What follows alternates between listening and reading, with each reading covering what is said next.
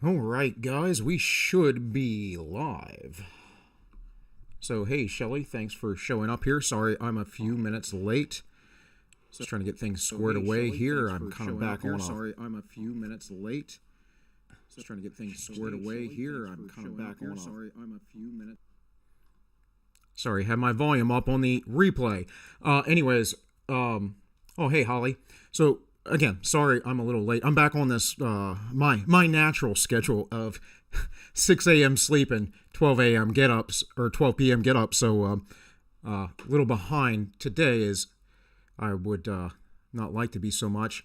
Also, going to have to maybe during the show here work on some memes a little bit because, well, I don't have all my memes organized for tonight, but this is new doing the live stream over here on All Minus One. So I got to figure that out because a lot of times I am working on that up until an hour before the show. So there's that. So I hope everyone is well. Make sure that everything is running fine here. Let me get just a few checks in real quick before I get into material. Like, I want to know how well this is running on YouTube right now. I'd like to see it. Also want to know that my links are working fine. So if anybody needs to head over or wishes to head over to the Entropy to chat or donate,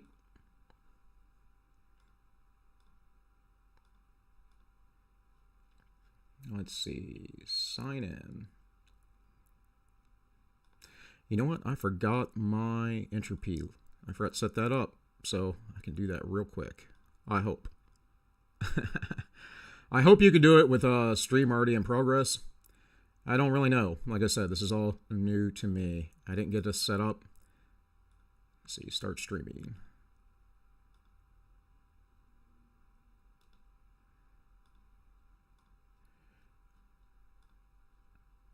I would hope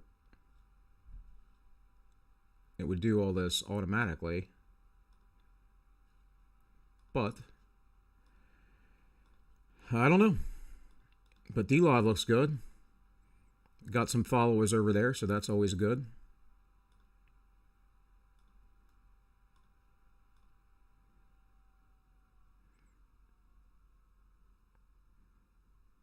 Oh yeah, Entropy is up now. Okay.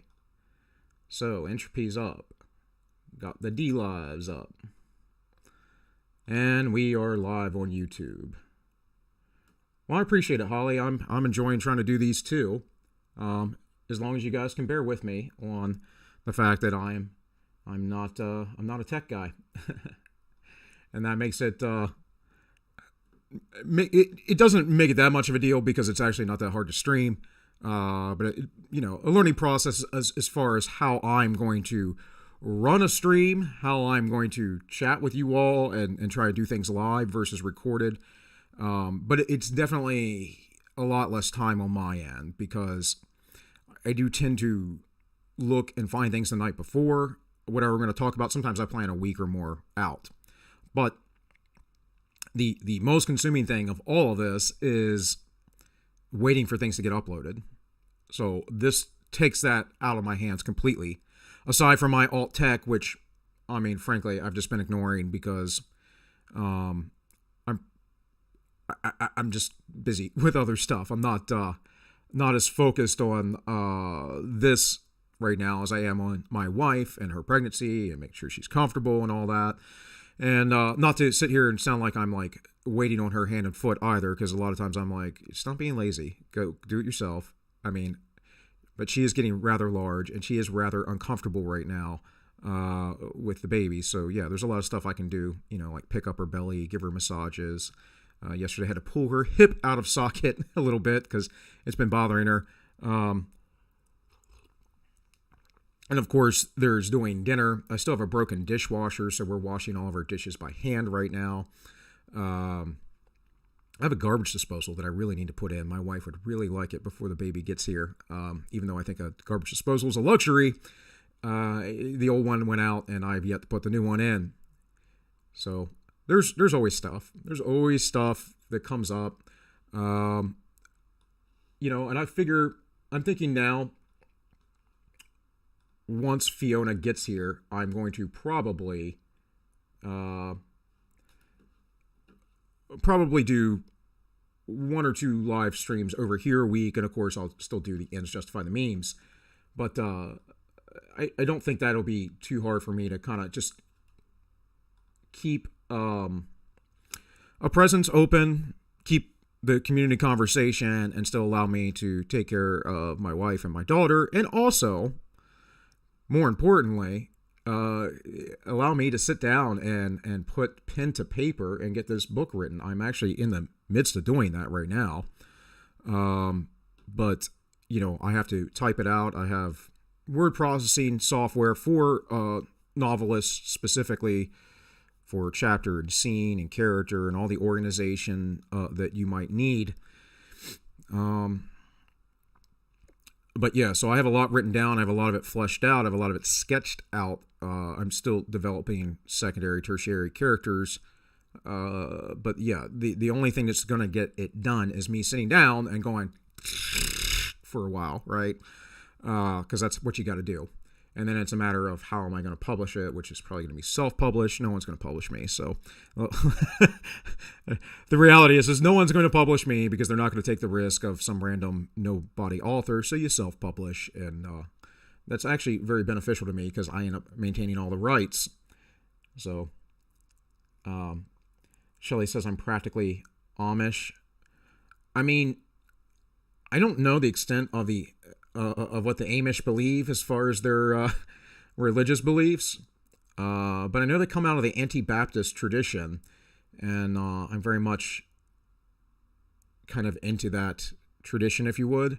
Not the Baptist side of it. The Southern Baptists are part of that movement, by the way, but they're a little bit different, I would say. But yeah, I think the Amish have a lot of good things going on for them. I don't know about hiding from technology, kind of like they do, but I guess there are levels, right?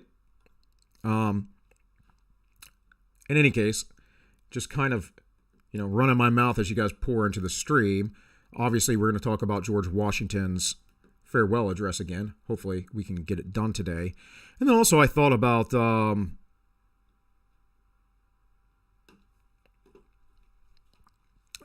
looking at the documentary that was made a long while ago. I can't remember if it was Frontline or who it was, but it was one of the PBS documentary teams or whatever, news magazines, whatever you want to call them. This movie called Heaven and Earth. Socialism, Heaven and Earth. It was a book originally, and then there was a documentary made about it. It explores some of the history of socialism, and I thought maybe we could watch that if we get through this, because that'll give me a chance to kind of sort out the memes a little bit better. While you guys watch, I can pause it and listen and speak on it, and it's just a way for me to kind of multitask while hanging out with you all. Also, I may not stream for a full 2 hours today. Again, I have stuff I have to get done before the show this evening. So if I don't stream the full time, don't be surprised. I went an extra half hour over yesterday. I certainly don't feel like I'm going to be doing that today.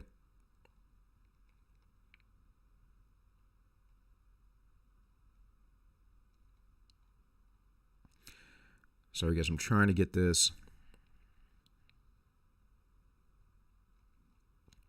to where we were at yesterday. Yeah, we're talking about parties here. I'll just pull it up so y'all can see it.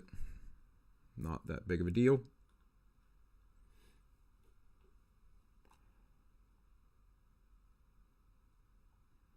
You're all in on socials, huh? I don't know, around these parts where I grew up, I mean, there may not be Amish socials, but there are certainly plenty within the all the various fraternities that people still are a part of around here, like the Legion, the AMVETS, up to the Shriners, which are a branch of Freemasonry, which let you drink, basically. and supposedly do a lot for children, the Shriners hospitals, of course.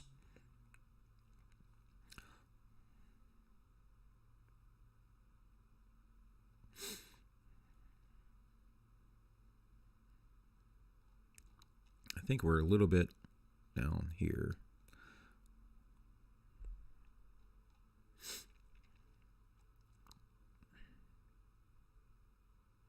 Yep, okay. Yep. This is where we left off yesterday. Well, Holly, your dad was probably a Mason like most Masons. He probably was just someone in a fraternity, but the Freemason, the lodge itself, the degrees that Albert Pike came up with, that is in the book Morals and Dogma, Albert Pike created modern Masonry, which involves the Scottish Rite, which has 32 degrees. Of course, the Blue Lodge only has 3 degrees. And even people that go into the Scottish Rite and go all the way up to, that 32nd degree, the 33rd's honorary, often they are not aware of the deeper teachings, the esoteric teachings. It's meant to be that way. So a lot of it's just like, oh, you got to memorize all these rituals, and then it's a fraternity after that. And if something happens to you, supposedly the Masons, I don't know any real examples of this, but supposedly the Masons will take care of your family the rest of your life. That is part of the fraternal brotherhood that they bring forth. And I think that's a good thing. It's all the other, secret stuff, demonic stuff, that's not so good. Stuff that I keep wanting to talk to Brother Augustine about. I could go on about it, but I've never been an insider. So him being an insider and now a very devout Christian, it would be good to hear his perspectives on that. But,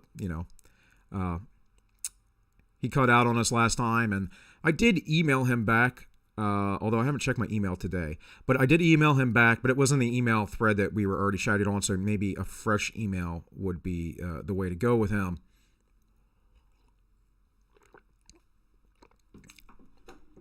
So, in any case, let's get into the text. 12 minutes in.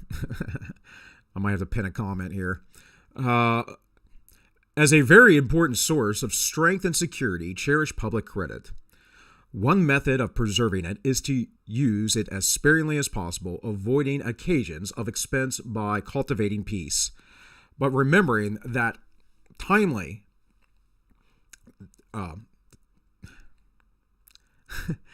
disbursements to prepare for danger frequently prevent much greater disbursements to repel it. Avoiding likewise the accumulation of debt not only by shunning occasions of expense, but by vigorous exertion in time of peace to discharge the debts which unavoidable wars may have occasioned.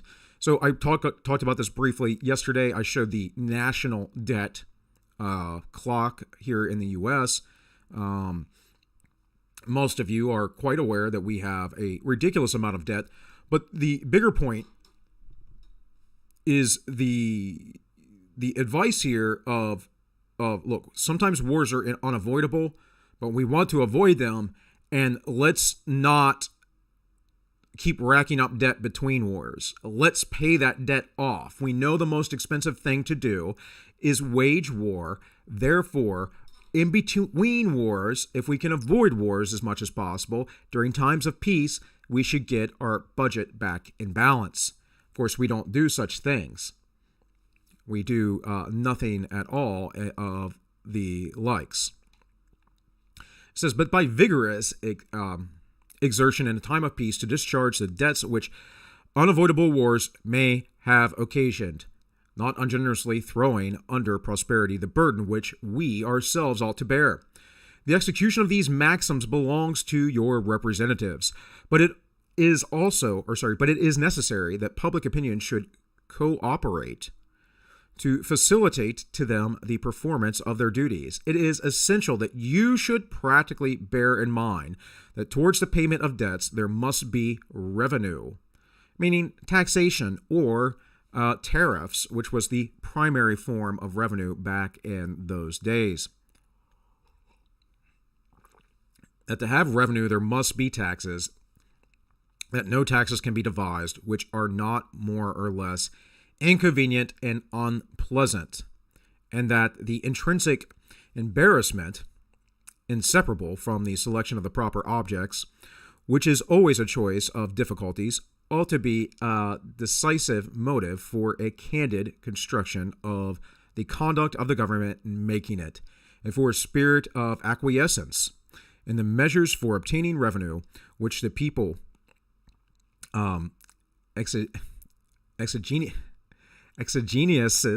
may at the time dictate. So look, the bottom line is he's saying the people should be dictating how the government spends the money, and that this should be done by the government sparingly and of appropriate choices. These choices are difficult, meaning let's make them sparing choices. There is a balance here, once again, between the public and the private trust. That is,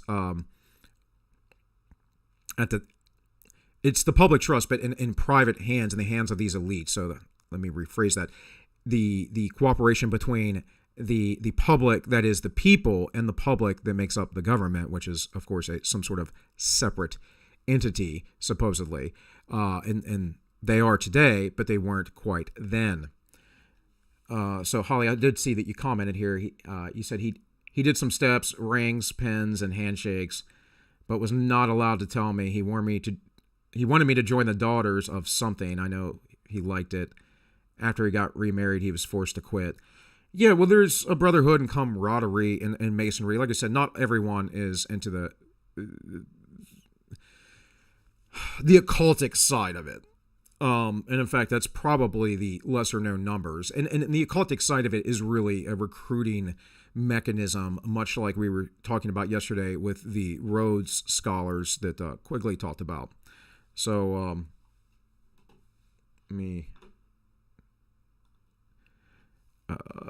anyways, let me get back to where I was at. But yeah, there's stuff, but there's also, depending on where you're at, depending on the location, Masonry can actually get you jobs and stuff. Now, I would say in big cities it's not as big of a deal, but I can tell you right now where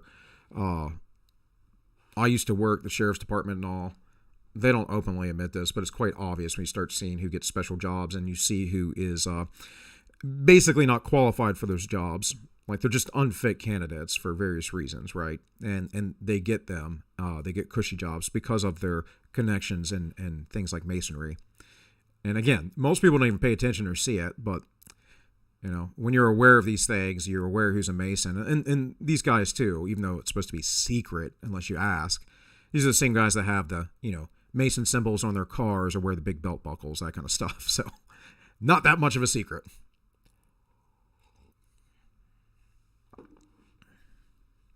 Maybe I'll talk about the, I can't remember the name off the top of my head, but the whistleblower back in the day during the 1800s that blew apart Freemasonry, opened it up to the public, and then was murdered. And there was actually a anti-Mason backlash to the United States during that period. And we actually had a political party that was an anti-Masonic party. For any of you who weren't aware of that. In the execution of such a plan, nothing is more essential than the permanent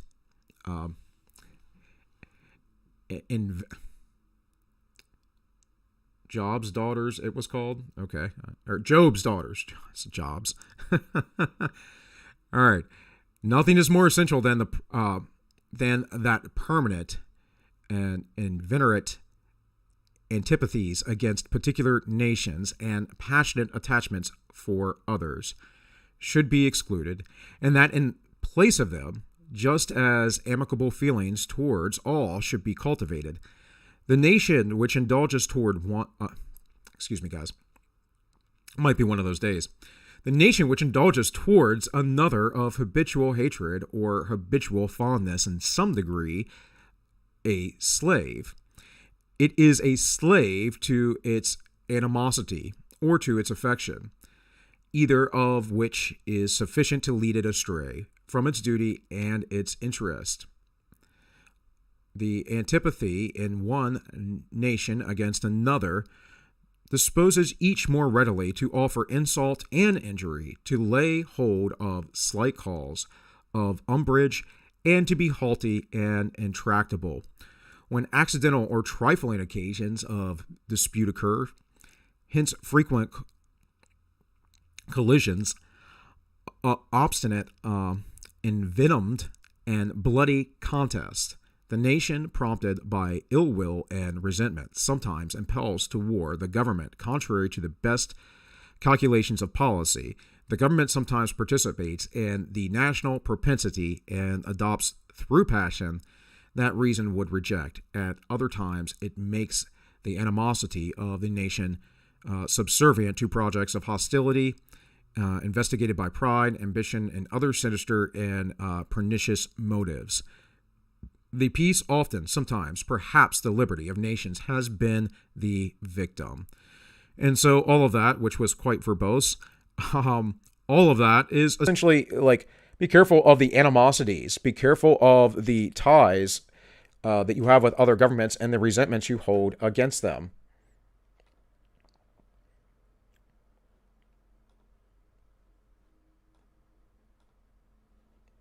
So, guys, real quick, just want to check my chats elsewhere. It looks like DLive isn't running, but my entropy is. We're just going to close that one out, and hopefully it'll keep running. Okay, Val, thank you for the $5. Val says entropy's not working again. I don't know what to tell you guys, because I am seeing it just fine right now. In fact... So, guys, real quick, I got fine audio. I did get your message, Val, so I appreciate it. Again, guys, maybe I don't have the right link in the description, but I should be under all -1. So, I don't know what the problem is, but appreciate the donation, Val. So, again, here, He's saying, be cautious about your animosities toward other nations. Don't be embittered toward them. This is what happens when people get passionate and they wish to take revenge on a nation because they did something against us. Of course, this happened very much so in the Second World War. We had a reason to go against Germany before that to some extent, and we weren't getting involved because most of the nation wanted peace, even though they knew how horrible things were. And, you know, not everyone believes this, and many people deny it, but there is a potential reality that the FDR administration got wind of the attack on Pearl Harbor before it happened and allowed it to happen in order to allow us to be pulled into the war.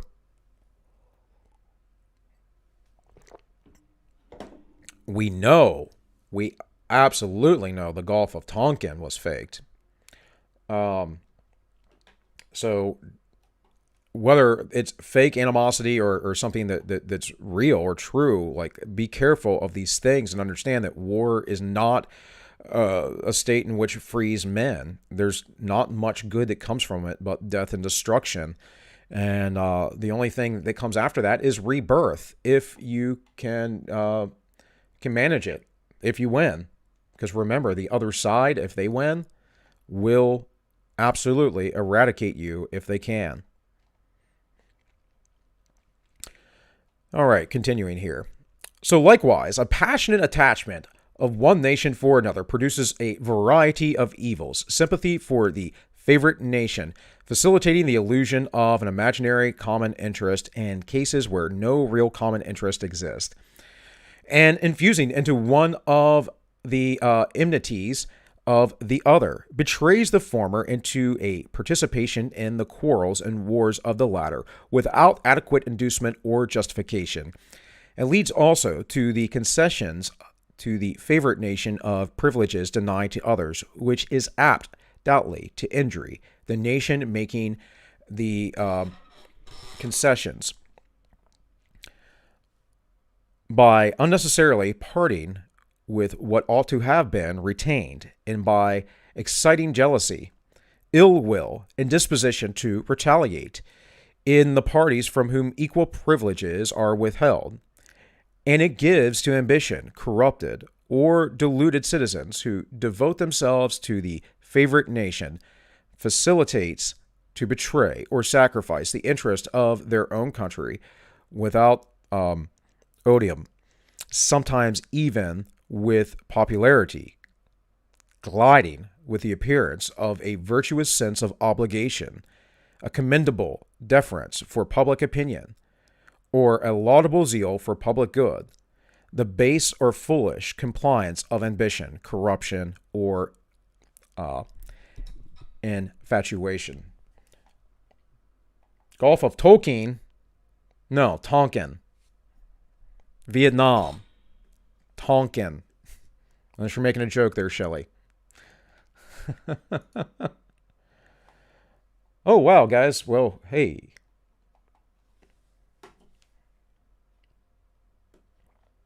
Check my DMs on the server. Well, thank you, Dollhawk. I will do that. I'm not going to pull up the server in the middle of a stream, or at least while the screen is up. I'll do that in a few minutes.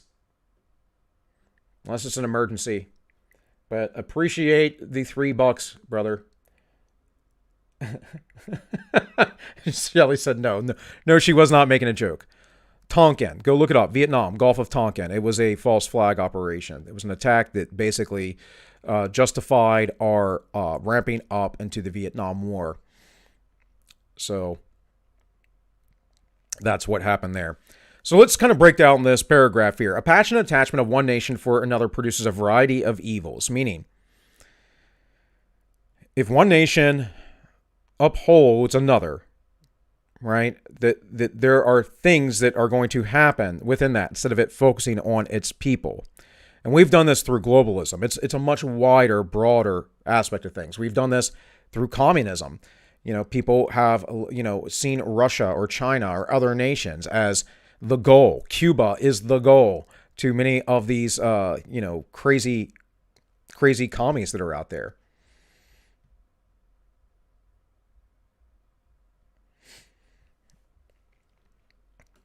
So, and then here we can see in these last few sentences here of this paragraph, really, or last sentence or so, it says it gives ambition, corrupted, and deluded citizens who devote themselves to the favorite nation.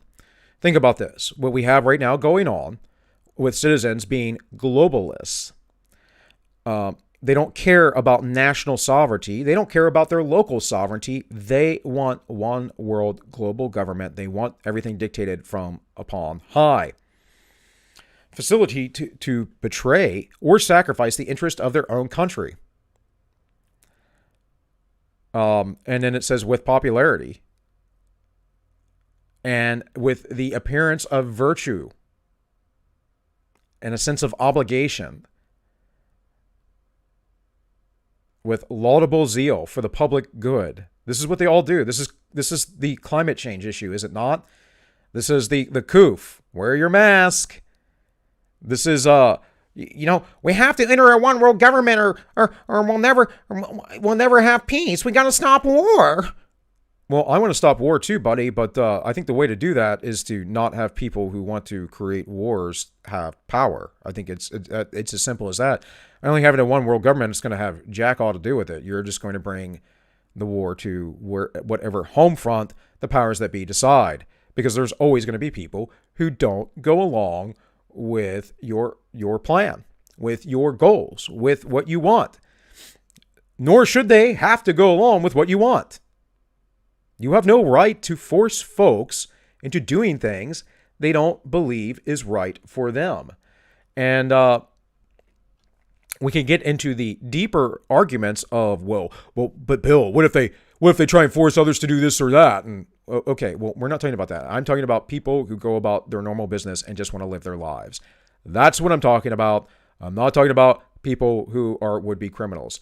Those folks, we have ways of dealing with them. They're probably not the best way. But if things go the way that I think they're going to go in the near future, those folks will be dealt with on a very personal and individual level, because there will be no government entity to restrain them.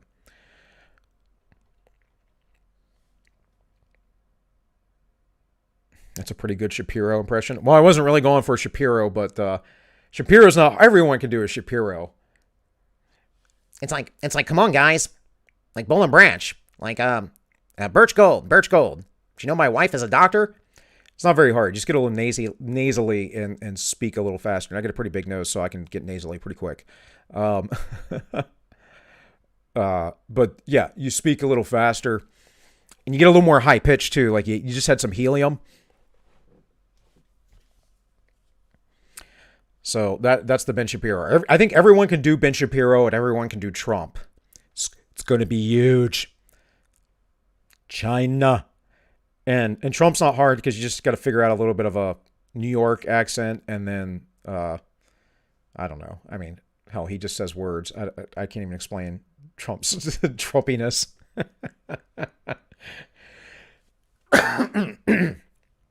Okay, so as avenues to foreign influence in innumerable ways, such as attachments are particularly alarming to the truly enlightened and independent patriot, how many opportunities do they afford to tamper with domestic factions, to practice the arts of seduction, to mislead public opinion, to influence or awe the public councils?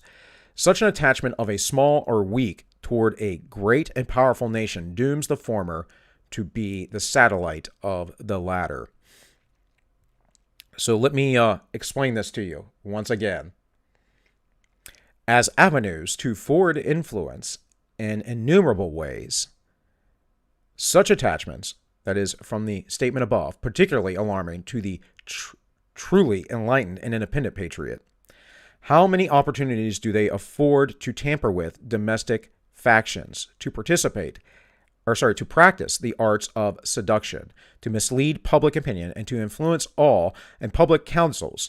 Such an attachment of a small or weak toward the great and powerful nation dooms the former to be the satellite of the latter.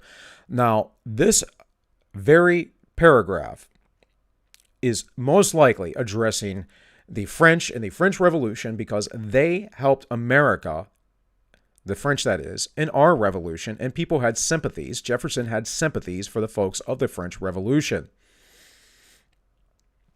At the same time, we can expand this out and look at how it affects us today, because again, this is just wisdom. This is just advice from a man who may not have been perfect in life, because none of us are, but was quite wise and intelligent. And we can see that he's saying, hey, that these people are going to get tempted by this, they'll be seduced by it, and then they will seduce the public. And again, what do you see? What do we see in our world today? We've had calls in the United States for European-style socialism for, I don't know, man, 100 years. Like that's just the reality. We have had calls for that in the United States. Now, there have been calls from that longer, but I mean from the government, from the people in the institutions wanting to be like these other nations, and had much praise for many of them. Certain nations that today, you're a bad person for liking their style of rule.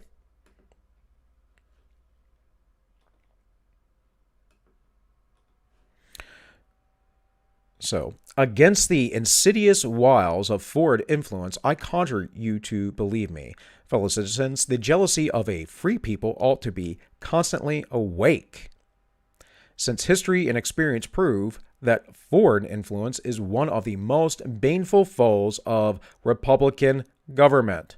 Interesting how he would use that word Republican and not democracy, like all those sycophants and technocrats in our federal government do.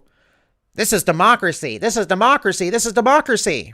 Of course, when they say that, that's code for we, the oligarchs, decide amongst ourselves. That's the democracy they're talking about. You, the people, you're not part of their democracy. I can promise you. The idiots who vote them in, or who run on the left-wing circles, they don't understand that. But those idiots believe in mob rule. They believe that they should just be able to lynch you, which they nearly did here with the Chauvin case, right? Not directly, because they let the state do the lynching. But we know that this should be a mistrial, correct?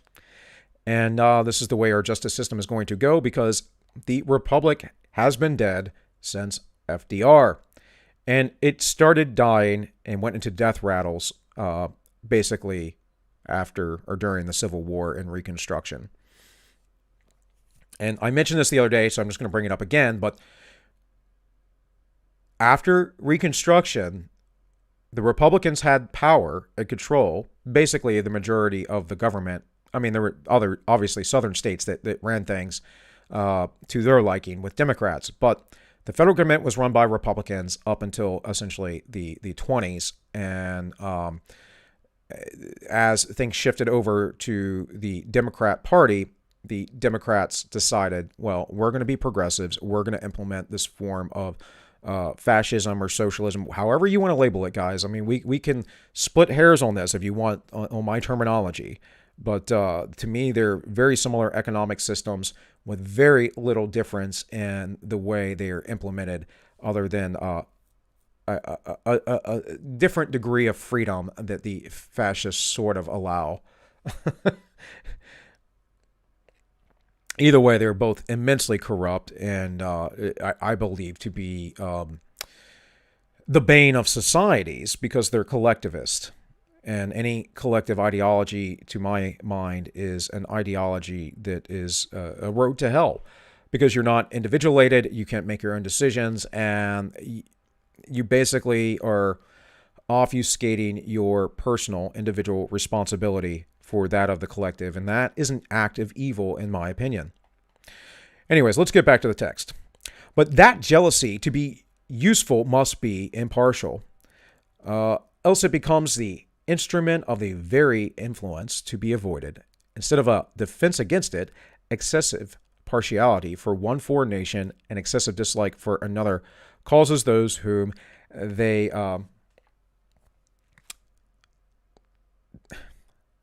why can't I read that word now? Actuate to see danger only on one side and serve to veil, and every second the arts of influence on the other. Real patriots who may resist the intrigues of the favorite are liable to become suspected and odious, while its tools and dupes usurp the applause and confidence of the people to surrender their interests. So what is he saying here? The real patriots will be seen as the bad guys. Sound familiar? Sound like anything going on today? Those of us who wish to return to a more free constitutional style government. We're all a bunch of horrible, sexist, homophobic, racist, evil white men. We did it all. We did the worst of the worst.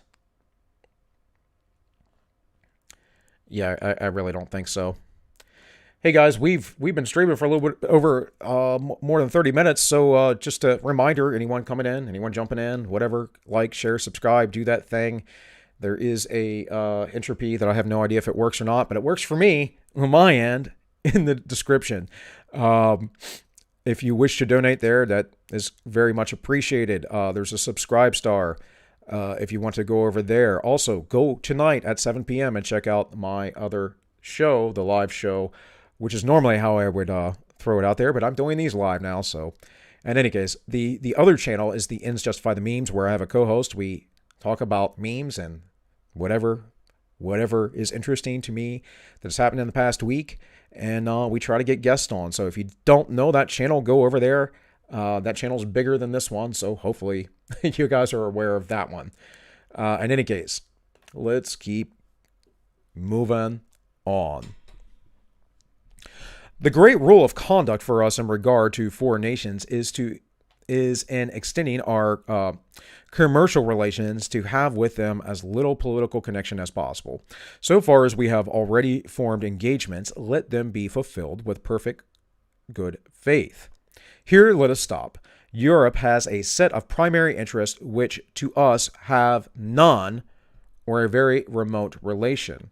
Hence she must be engaged in frequent controversies, the cause of which are essentially foreign to our concerns. Hence, therefore, it must be unwise in us to implicate ourselves by artificial ties in the ordinary vicissitudes of her politics, or the ordinary combinations and collisions of her friendships or enmities. So once again, be careful of your foreign alliances and ties. And we didn't learn this lesson, which is why we got involved in the first, well, we really got involved in the First World War because Woodrow Wilson wished us to be. He wanted a League of Nations. He wanted a one world government. And that's what you get when you get like a civics teacher, history teacher, whatever that in the world he was, professor, college professor to, become president who wanted to implement things and had people whispering in his ear and lining his pockets.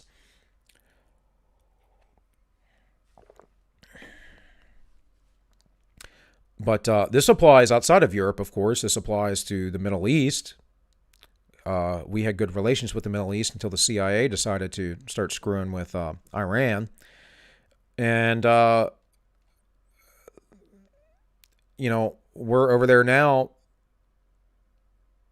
doing what we want with nation building and the one world government and controlling which way pipelines go with Syria, whether we want to let Russia have control of that or access to that or not. And that's what all of this stuff's about. It's about, well, who gets to be the players in power. And like I showed you yesterday with, the Rhodes Scholars or the various secret societies that he developed, the people they want in power, well, back in the day, it might have been Russia, but it ain't anymore, folks. Russia isn't demonized for any unparticular reason. They're demonized because they didn't get it right back in the day, and we like China instead. Long before the fall of the Soviet Union, remember, folks, we propped up China. Does that make any sense to you, by the way? Does that make any sense to you that we're fighting communism around the world? We just fought in Korea. We fought in Vietnam. We have the Cuban Missile Crisis. Russia's our greatest threat. We're going to build up China. China, who just went through a cultural revolution. China, who just went through a great famine. China, who is taking the great leap forward in communism and their people. We're going to help them out by opening up their borders, and all of a sudden they're going to become great moral people.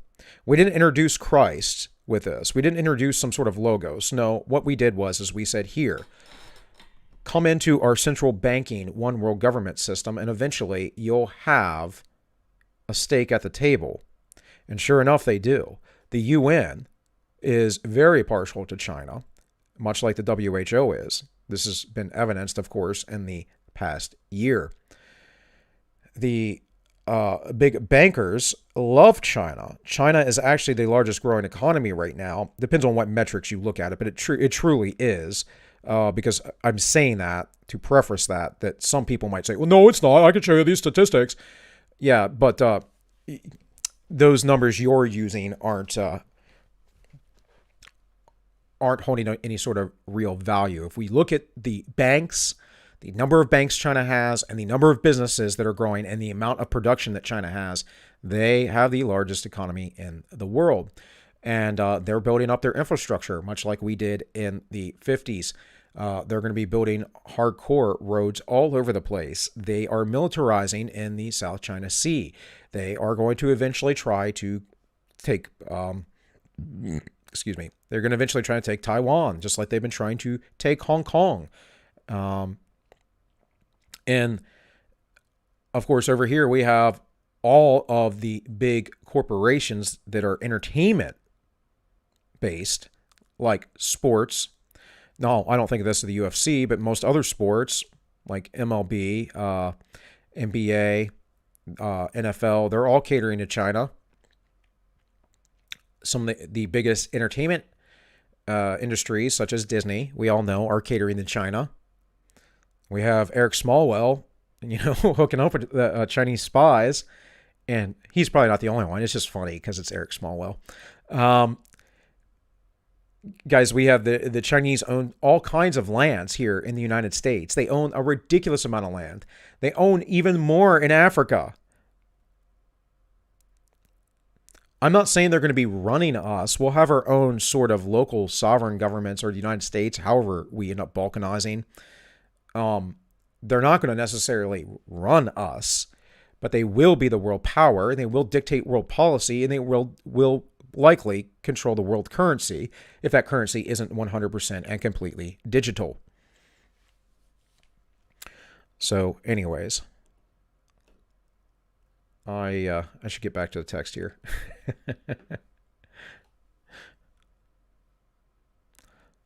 So, did I read this last line? It says, "Our detached and distant situation invites and enables us to pursue a different course. If we remain one people under an effective government, the period is not far off when we may defy material injury from external annoyance." What Washington is saying here very clearly is those people are over there. That's the old world. Let the old world be the old world and let the new world be the new world. And part of that idea was we weren't going to be involved in these little petty squabbles that these people have. Of course, that didn't pan out too well, did it? The period is not far off when we may defy material injury from external annoyance, when we may take such an attitude as will cause the neutrality we may at this time resolve upon to be scrupulously respected. So neutrality, he's talking about being Switzerland, right? Without Davos, I hope. Without the World Economic Forum. But otherwise, I mean, that's what he's talking about. He's talking about Switzerland here. That same kind of mindset. With belligerent nations under the impossibility of making acquisitions upon us, will not likely hazard the giving us provocation. When we may choose peace or war as our interests, guided by justice, shall counsel. Meaning we get to dictate, not foreign agencies get to dictate. We, just us alone. Why forego the advantages of so particular a situation? Why quit our own to stand upon foreign ground? Why? By interweaving our destiny with that of any part of Europe and to entangle our peace and prosperity in the toils of European ambition, rivalship, interest, humor, or caprice. Yeah, why would we be involved in it? It has nothing to do with us. Now you could say, but Bill, we're in a global government. A global trade organizations. What about global trade? That's good for all of humanity. Well, I would agree with you on a basic economic foundations. The problem with the far extreme libertarian perspective on this, though, is that you start with the assumption that because that free trade is good, that we should be doing nothing but trading freely. Like, hear me out on this. Obviously, if I go across the street, trade with my neighbor for something, that might be a good exchange for both of us, right? If we're trading freely. But if, on the other hand, I don't have anything hardly at all at my house and I'm relying on my neighbor constantly, and I'm basically giving him nothing in exchange, money that I have that's worth valueless, basically, that it's only propped up because you agree that it's worth something. I'm consuming what he has, but I'm never establishing a ground for myself to live on. So that if something happens to that provider outside, right? You can think of it as business. If I have a vendor that provides for me and I don't have a backup vendor and that vendor goes down, what do I have? Does my business keep running? That's just a crap business plan. You should have backups. You should have redundancies upon redundancies. And when we rely in the libertarian mindset on open borders and all this globalism of global trade, yeah, it's helpful and it's good for all of humanity, only when you're taking care of your own house first. And we're not taking care of our own house. We have to make sure that our own land, our own gardens, our own homes are taken care of first. We have to make sure we have our own resources so that if those other nations suddenly their economies get destroyed, if they go into war, if something like what just happened, although I think that the shortages were artificial, but these pandemics come about, right? And people go crazy and lock down and do the things that they've done. Well, where and how do we get the supplies to provide for ourselves when other people, other nations are like, oh, no, us first all of a sudden. Us first. No, you can't have that. You're going to have to wait. It's just not a position of strength, folks.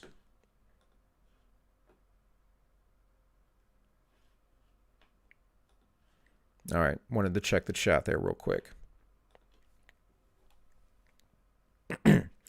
Taking care always to keep ourselves by suitable establishments on a respectable defensive posture, we may safely trust to temporary alliances for extraordinary emergencies. Meaning, when something comes up, yes, we might need an alliance like we did with France back in the day during the Revolution. Harmony, liberal intercourse with all nations, that is free, the traditional word of liberal, and not intercourse as in Joe Biden's phrasing, are recommended by policy, humanity, and interest.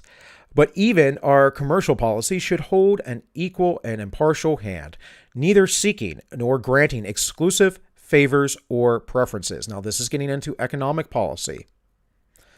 You need to understand this. The United States was never meant to dictate economic policy. That, my friends, is unconstitutional. Regulations were meant to make regular, to make basically consistent, not to control every little movement of these organizations. And of course, the reason to control these organizations is always think of the children, think of those who would take advantage of people. So you just enable the government to take advantage of people? I can promise you, there is no business without the power of the government allowing it. It is taking advantage of anybody. And there is no organization that takes advantage of anybody more than the government itself. So we can talk about like regulating big tech and the free speech debate, right? Well, traditionally, I would say, well, yeah, they are private companies. They shouldn't be regulated. But what is the capacity of this company? What are they doing? Well, they're providing a basic service like a phone, right? I think most of us here agree with that. And you can't just cut me off my phone because you don't like my speech. The end. And if you don't like my speech, then don't look at it. Don't hear it. Whatever. Block me. I don't care. Do that on a personal level. But the big tech shouldn't be doing that. YouTube shouldn't be censoring. DLive, anybody else. Should not be happening.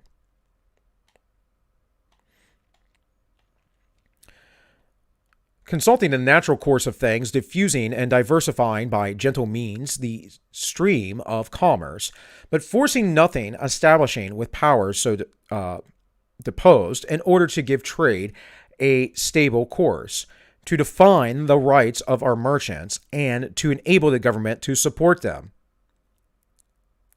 Do you see what he just said there? He says, but forcing nothing, establishing the powers so disposed in order to give trade a stable course, meaning the government can't come in and try and stabilize trade. To define the rights of our merchants, that is, how people wish to trade. To enable the government to support them, that is, to stipend them, to give them a subsidy, which is what they do. I mean, Joe Biden was just talking about the railroads, but it's what they do with agriculture. One of the tenets of the Communist Manifesto, by the way. It's done with public radio and television, actually. It's done with all kinds of stuff. It's done with big tech and social media. They are subsidized, folks. Look it up. It was never meant to be this way. Perhaps in the future, perhaps later on this week, we will talk about Davy Crockett's address to the Congress about I think it was a war veterans or war widows asking for, or the Congress was considering giving monies to a particular one, a very particular individual. And Davy Crockett said, no, we don't have that ability constitutionally to do such a thing. How things have changed. Conventional rules of intercourse, the best that, was it Davy Crockett? Yeah, I'm pretty sure it was. I always get this confused. Davy Crockett and Daniel Boone. I know they're different individuals, but these things, you know, when you read stuff 10 years ago, sometimes you forget who actually wrote them. The best that presents circumstances and mutual opinion will permit, but temporary and liable to be from time to time abandoned or varied, as experience and circumstances shall dictate, constantly keeping in view that it is folly in one nation to look for disinterested favors from another, that it must pay with a portion of its independence for whatever it may accept under that character, that by such acceptance it may place itself in the condition of having given equivalents for nominal favors, and yet of being reproached with ingratitude for not giving more. There can be no greater error than to expect or calculate upon real favors from nation to nation. It is an illusion which experience must cure, which a just pride ought to discard. So let's kind of go through this and break this down a little bit more. So free intercourse with all nations is recommended by policy, humanity, and interest. But even commercial policy should not hold an equal and impartial hand, neither seeking to grant exclusive favors or preferences. This is to nations, but I would say also to businesses, because that's who you're working with generally in other nations.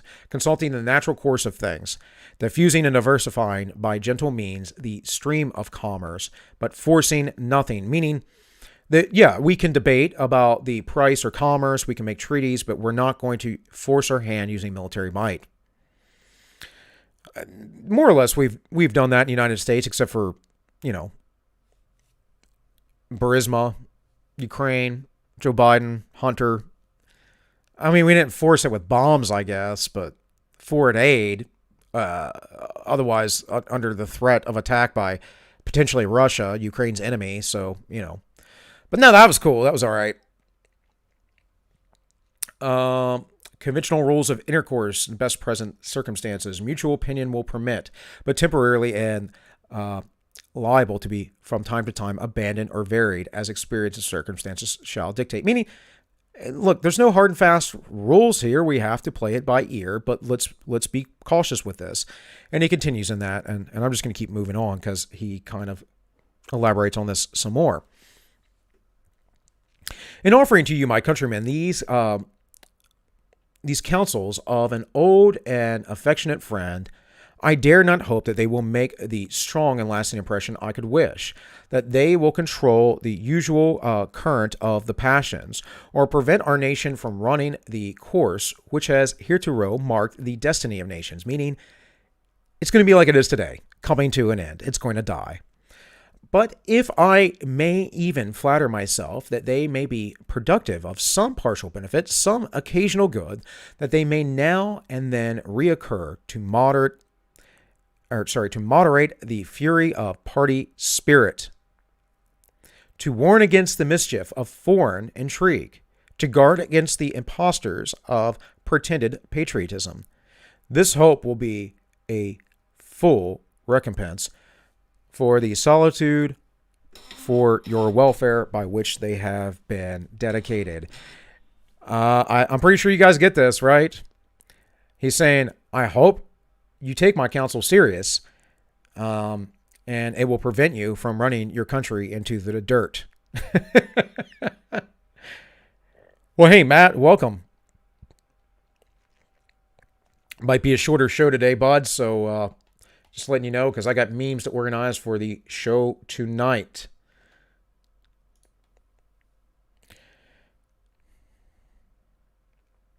How far in the discharge of my official duties I have been guided by the principles which have been delineated, the public records and other evidences of my conduct must witness to you and the world, to myself, the assurance of my own conscience is that I have at least believed myself to be guided by them. In relation to the still subsisting war in Europe, my proclamation of the 22nd of April, 1793, is the index of my plan, sanctioned by your approving voice and by that of your representatives in both House of Congress. The spirit of that measure has continually governed me, uninfluenced by any attempts to deter or divert me from it. So this is an interesting statement here, because he's saying within this that the representatives in both houses of Congress carry the spirit So he's saying you guys are you're kind of on board with this already, and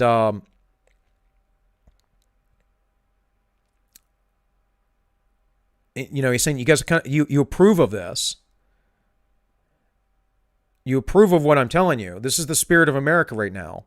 So he's summing this letter up, saying, "Hey, again, we have to keep this. We have to maintain these things." It says, sanctioned by your approving voices and by that of your representatives in both the House of Congress, the spirit of that measure has continually governed me, influenced by any attempts to deter or divert it from me. That is the spirit of the United States ruling itself in sovereignty. After deliberate examination, with the aid of the best lights I could obtain, I was well satisfied that our country, under all the circumstances of the case, had a right to take, and was bound in duty and interest to take, a neutral position.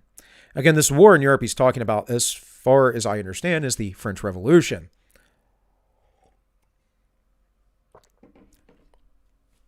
Having taken it, I determined, as far as should depend upon me, to maintain it with moderation, perseverance, and firmness. The considerations which respect the right to hold this conduct, it is not necessary on this occasion to detail. I will only observe that according to my understanding of the matter, that right, so far from being denied by any of the belligerent powers, has been virtually admitted by all. The duty of holding a neutral conduct must be inferred, without anything more, from the obligation which justice and humanity impose on every nation, in case in which it is free to act, to maintain inviolate in relations of peace and amity, not enmity. Different words mean different things. Amity towards other nations. Okay, guys. So this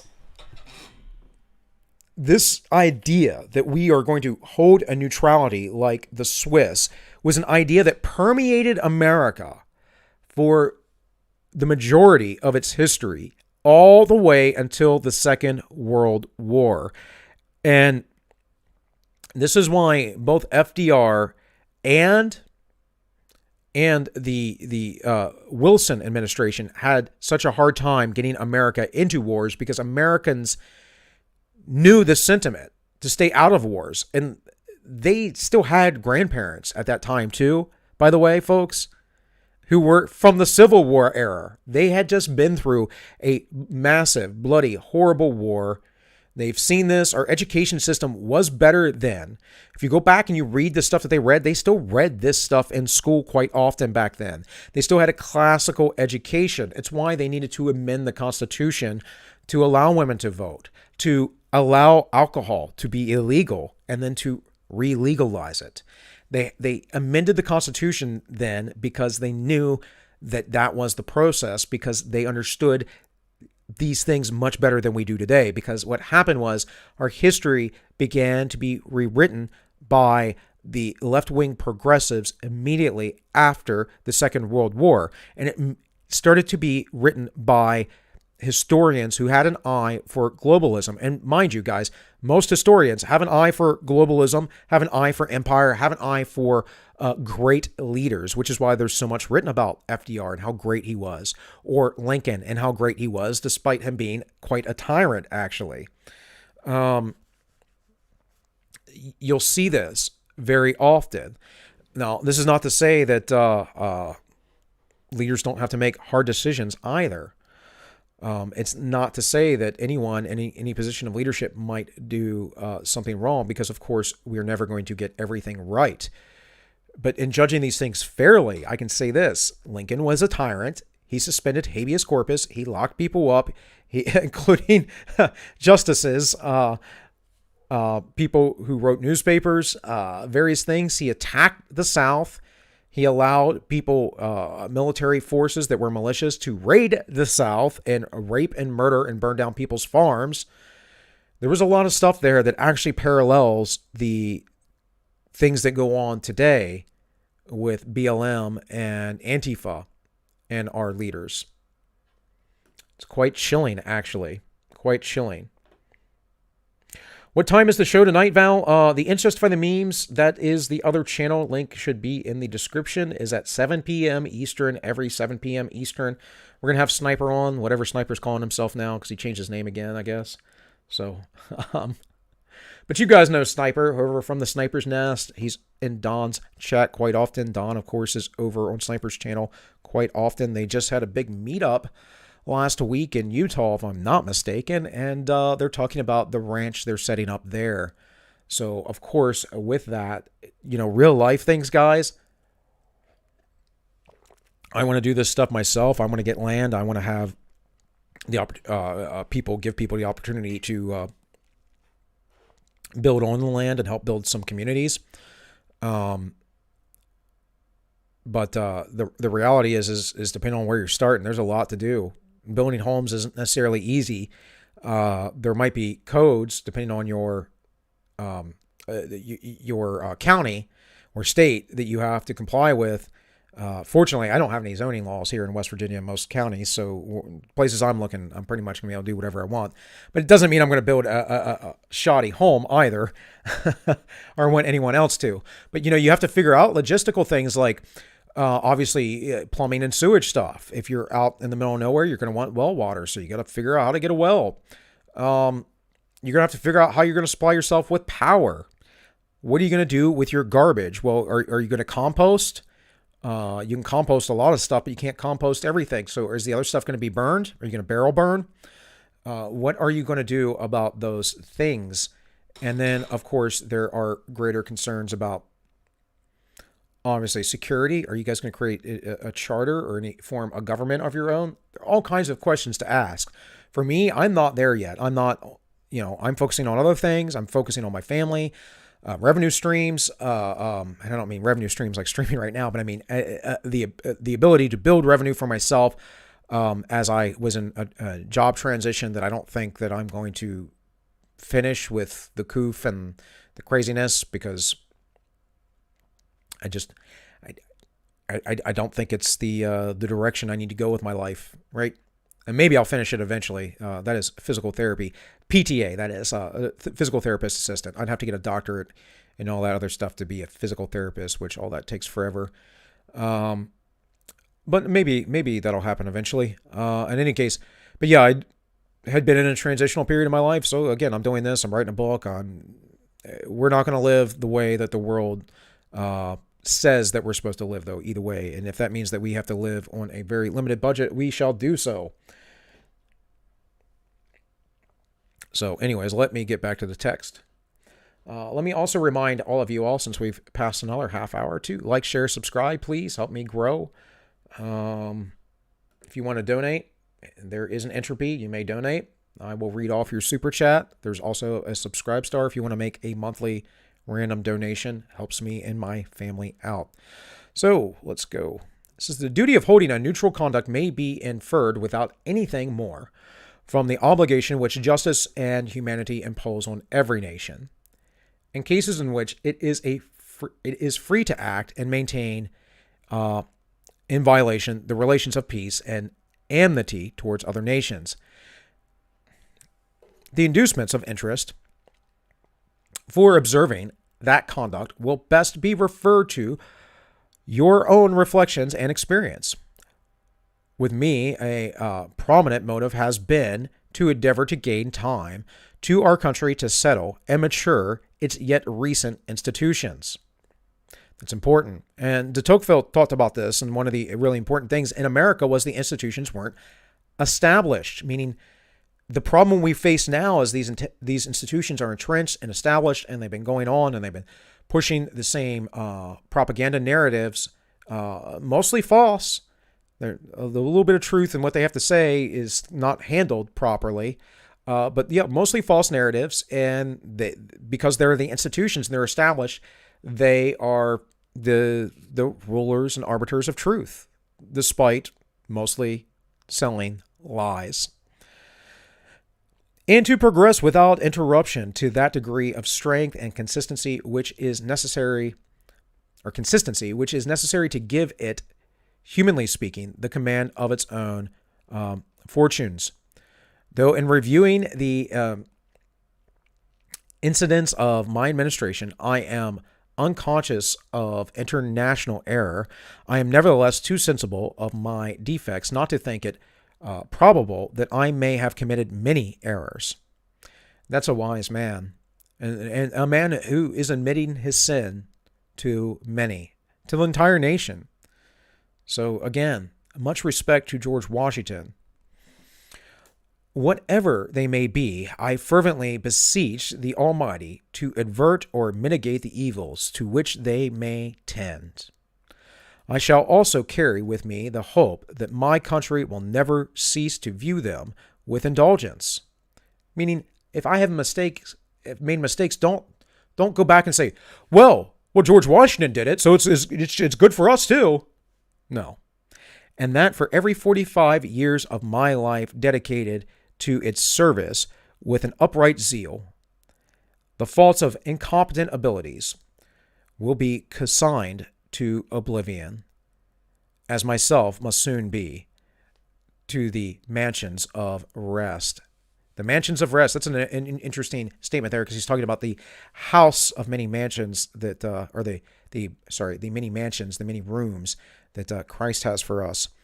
And he's saying the faults of incompetent abilities will be consigned to oblivion, meaning people won't remember his incompetence.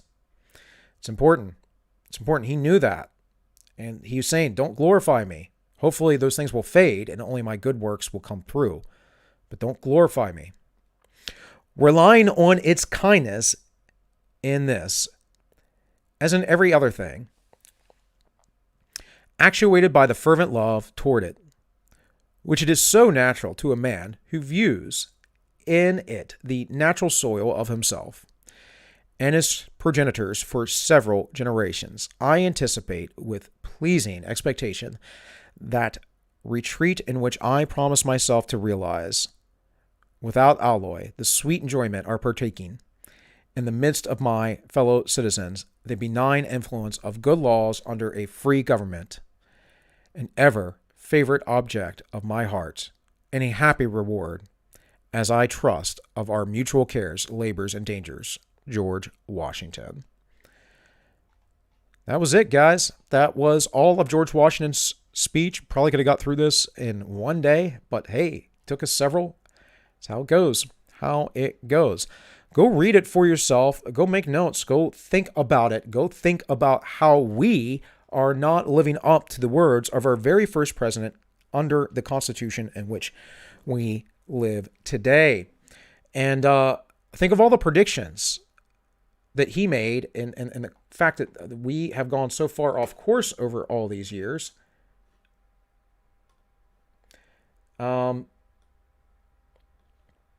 Consider that we've gone off course all these years, and we never reflect back and say, well, where are the warnings from our past? And some people do, of course. I bring it up. Lots of people talk about the founders, how they'd be rolling over in their graves and all of those kinds of things. But, how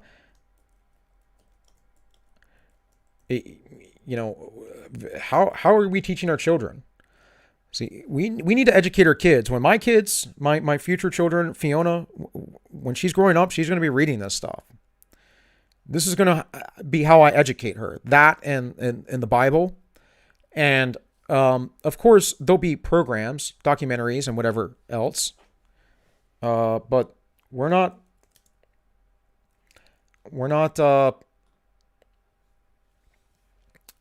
going to be teaching her the unrealities, if you would, of the world.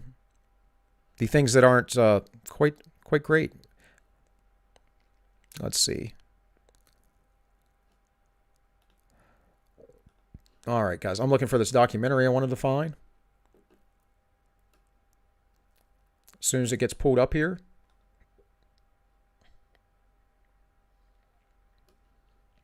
We will get into that. Let me check up on chat here. We have Holly. Speaking of great leaders, they are often flawed and perhaps a bit tyrannical if the situation of the greater good requires it. When did the shift start that they had to be flawless? It's not recent. Well, I think we always lionize our leaders. We always glorify them. It's our natural inclination to make men as gods. And trust me, very rich, powerful, affluential men do think that they are gods. That's not some delusion. The best primer we had was an alcoholic abused his wife, did coke, best premier, did coke, but had never been more prosperous as a province. Okay, yeah. Well, there you go. There you go. Well, hey, one of my favorite presidents, probably Calvin Coolidge, because he was a laissez-faire guy, and he wasn't necessarily the best moral person on earth, from my understanding. But the reality is that has little to do with actual governance. Now, it should, but I mean, as far as policies go, I would take Bill Clinton back. I mean, I'm not a fan of Clintonite policies, don't get me wrong, but Bill Clinton back in the 90s balanced our budget, did a lot of things. The 90s were rather good, rather milquetoast, weren't really involved in a lot of military actions. There were some. I mean, there were definitely some. We were in Kosovo, Bosnia. There was, of course, the Mogadishu incident. I've never been to Somalia, but I've been to Djibouti, which is right beside it. So there were things, but just not as many. Check the entropy real quick. All right, you guys are good. Hey, fair warning, by the way, guys, I do have Bill Clinton did tea. What? What are you saying, Shelley? Bill Clinton did not seem to hate us. Okay, yeah. Exactly. Look, I have my issues with the Clinton administration, but what I'm saying is that compared to today, Desert Storm was Herbert Walker Bush. So that was Herbert Walker. He is a deep state CIA individual. He is part of Skull and Bones. He is not someone to be trusted. Neither is Bill Clinton, being a Rhodes Scholar. But what I'm saying is compared to the way that we spend today, the way that we conduct ourselves today, the 90s government was rather bland and was rather balanced, and things were rather good. We had a few things like the dot-com bubble that happened in the economy. There was some regulation, but things were not the worst. And there was no Patriot Act back in the day. They couldn't excuse it. There was a lot of stuff that was better. Of course, we also know that Janet Reno did the whole Waco incident. We know of the Oklahoma City bombing under the Clinton administration. So once again, I'm not endorsing them. I'm just saying compared to what we have now was better, especially on the economic spending front. So, yeah, Shelley, don't worry about it. I can't spell anything, so I don't expect you to. All right, guys, let's watch a little bit of this. I might step off camera for a little bit, but this is a really good documentary. You guys hopefully will enjoy. And trust me, I will be here. I'm not abandoning you all. But let's watch this documentary. If you've never seen it before, it's quite good. It was the most powerful political idea in history. A new faith for a skeptical age. It promised a world of harmony and abundance, if only property was shared by all and distributed equally. The idea was called socialism, and it spread farther and faster than any religion in history. Then, in almost the blink of an eye, it all collapsed. What happened? In this series, we trace the rise and fall of an idea that changed the world, an idea that promised a heaven right here on Earth.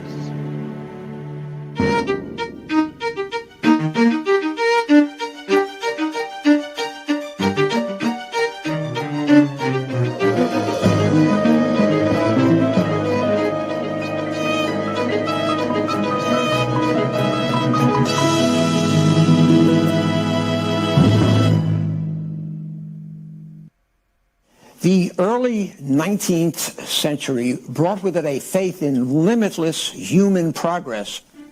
Old beliefs rooted in religion and superstition were... Let me do a few things real quick. Let me, change this video quality. Oh, it's not going to get much better, guys.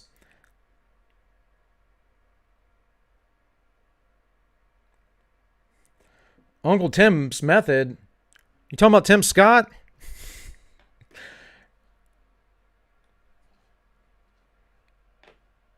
Abandoned in favor of new ones, supposedly based on... This makes me wonder if I can get a better quality. This is an old documentary, though, so...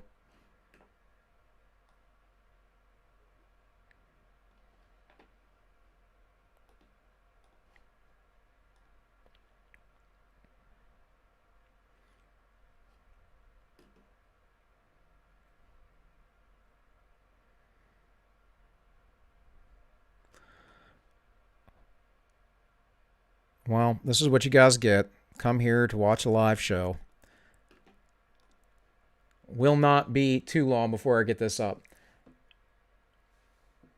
You wonder when this doc was made? It was made in the early 2000s, if I'm not mistaken.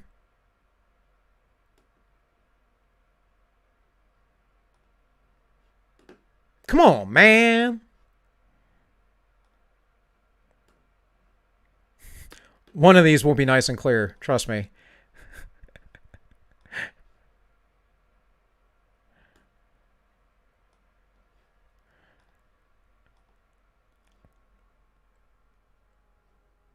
So this one's just another YouTube one.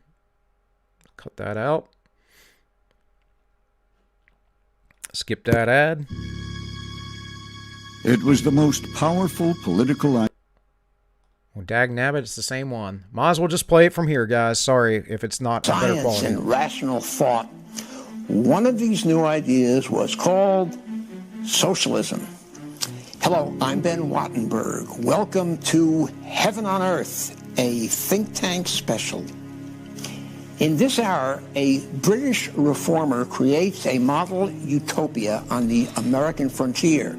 Soon, two German philosophers recast the idea as prophecy, arguing that socialism is the world's destiny.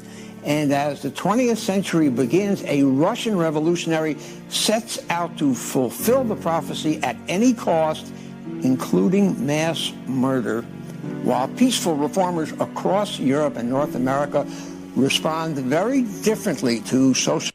All right, Holly, it's not that old. Yes. But you have to remember, not everything was digital back in the early 2000s, so young gun. Young gun. Look, don't give away your age, Holly. You could pass for younger, that's all I'm saying. Socialism's call. And so we begin in America. The United States is not yet 50 years old. Land in the West is plentiful, a magnet to...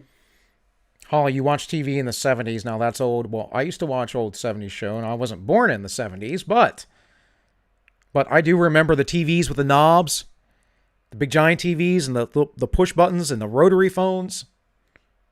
Come on now. New settlers. You gonna try and outboom me, Holly? Indiana, 1825. A great experiment was unfolding on the banks of the Wabash River. It was called New Harmony, and it would be a community of equality, heralding a new way of life, and eventually a new kind of world. Its founder was a British industrialist named Robert Owen, and his followers would soon coin a name for his vision: socialism. When Robert Owen arrived in America, he was already famous for his progressive ideas.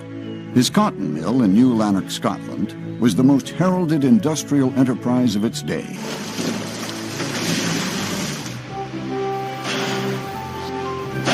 He shortened working hours, restricted child labor, and even provided sick pay.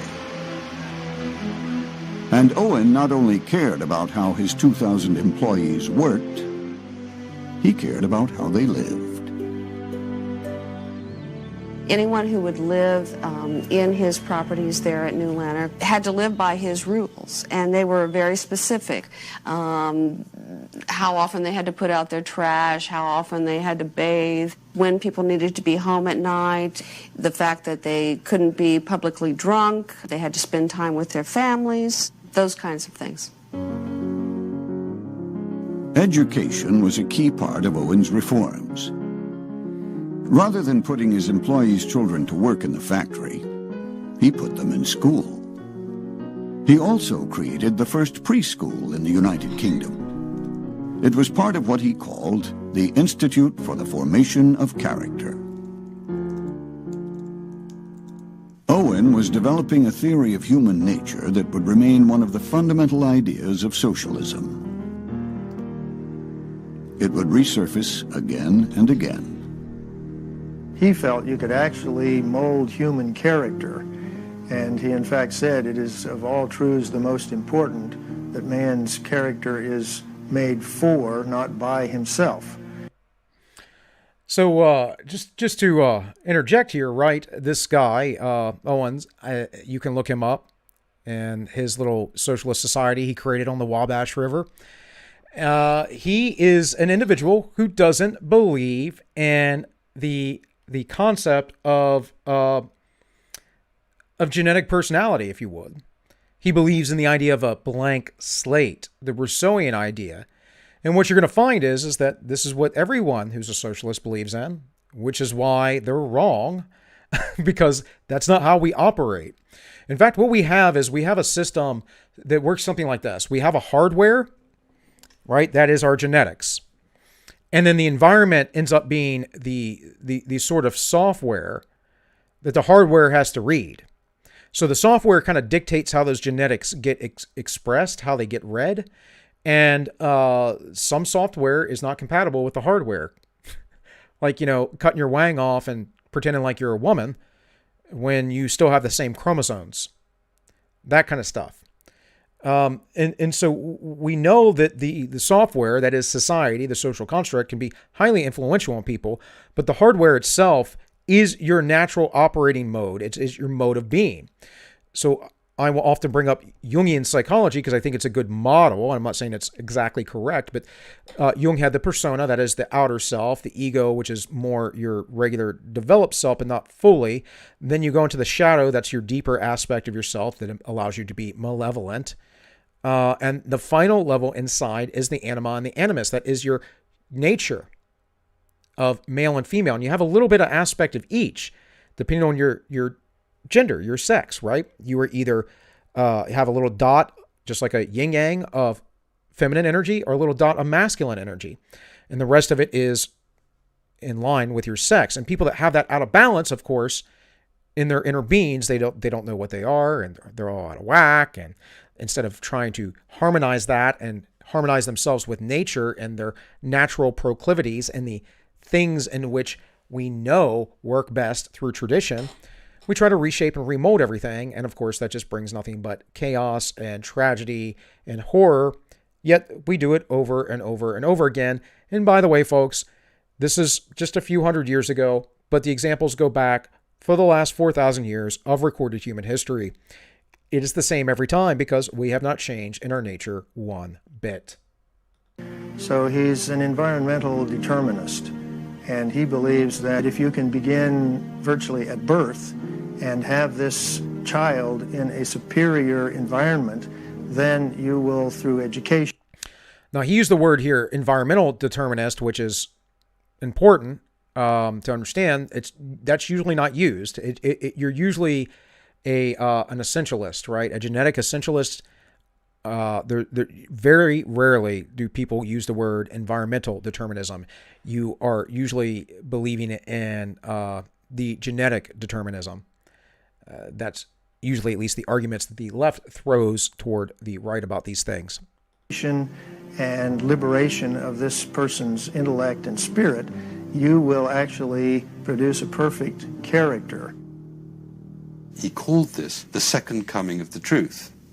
I think he really did believe he was the second Messiah, that he had come, unlike Jesus, who could only tell the truth in parables.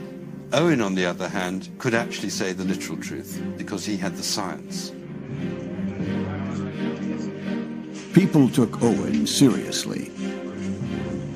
When he arrived in America in 1825, a joint session of Congress was convened to hear his ideas.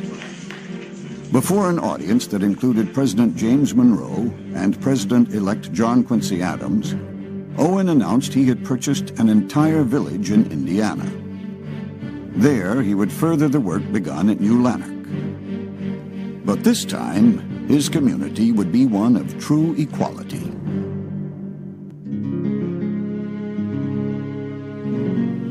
Harmony, Indiana was founded a decade earlier as a different kind of commune, a religious one. Owen bought it from George Rapp, the charismatic leader of a sect of German Lutherans who were pulling up stakes to follow one of Rapp's visions. They left behind 160 buildings and some 30,000 acres of fertile land. If you think of Indiana at that time period, it was the wilderness. And here in the middle of the wilderness, you had this beautiful town of brick and clapboard houses, a magnificent cruciform church in the middle of town in the commons. It was very sophisticated. It was called the Athens of the West at that time.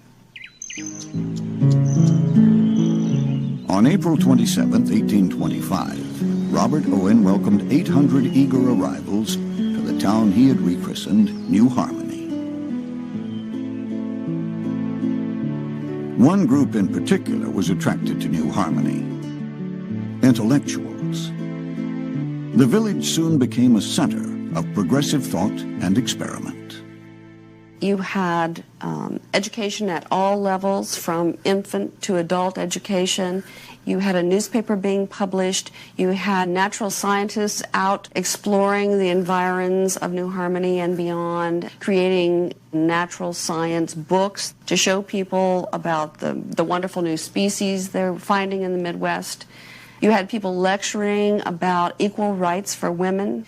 You had people lecturing about abolition. This was in 1827, 1828.